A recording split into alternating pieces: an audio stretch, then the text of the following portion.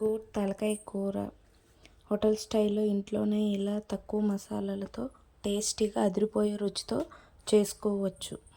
పిల్లలు పెద్దవాళ్ళు కూడా చాలా ఇష్టంగా తింటారు. ప్రాసెస్లోకి వెళ్ళిపోయే ముందే నా ఛానల్ని సబ్స్క్రైబ్ చేసుకోండి. తలకాయని 3-4 టైమ్స్ మంచిగా శుభ్రంగా కడుక్కోవాలి.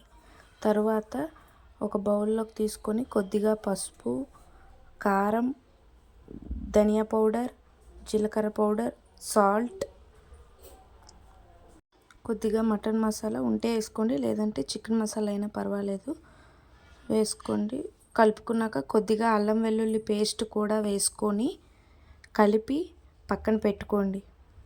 మసాలాలు ఏమీ ఎక్కువ లేకుండా సింపుల్గా ఇలా ఇంట్లోనే తలకాయ కూరకి మసాలా పట్టించి పెట్టుకుంటే చాలా టేస్టీగా కూడా ఉంటుంది రెసిపీ. తలకాయ కూర రెసిపీ మా పిన్ని స్టైల్ రెసిపీ. ఇది చేస్తే 1/2 అవర్లో అయిపోద్ది ఈ రెసిపీ. తర్వాత నిమ్మకాయ సైజ్ అంతా చింతపండు తీసి కొద్దిగా నానబెట్టుకోండి.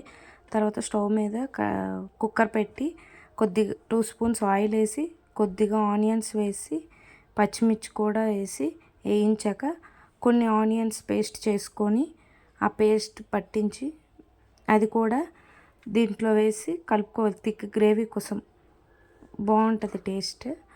తర్వాత తలకాయ పీసెస్ ఉప్పు కారాలు పట్టించినవి కుక్కర్లో వేసుకొని కలుపుకోండి. కొద్దిసేపు వేగుతుండగా పక్కన మిక్సీ జార్లో కొన్ని టమాటా ముక్కలు వేసి గ్రైండ్ చేసుకొని దీంట్లో కలిపి ఆ టమాటా పేస్ట్ కూడా దీంట్లో కలుపుకోండి. మొత్తం కలిపి 1 గ్లాస్ వాటర్ వేసుకొని మొత్తం కలుపుకోండి. వాటర్ వేసాక కలుపుకొని కుక్కర్ మూత పెట్టి 8 to 10 విజిల్స్ పెట్టుకోండి. సాఫ్ట్గా ఉడికిపోతుంది మొత్తానికి.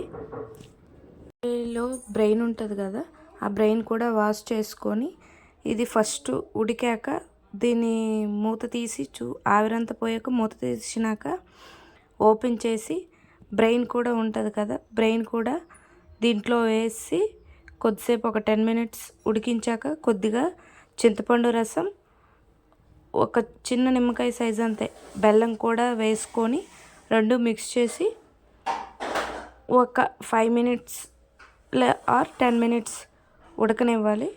ఉడికించాక కొద్దిగా కొత్తిమీర వేసుకొని సర్వ్ చేసుకోవడమే. అంతే, సింపుల్ మటన్ తలకాయ కర్రీ రెసిపీ రెడీ. సో నా వీడియో నచ్చినట్లయితే సబ్స్క్రైబ్ చేసుకోండి మోర్ వీడియోస్ కోసం. Thanks for watching.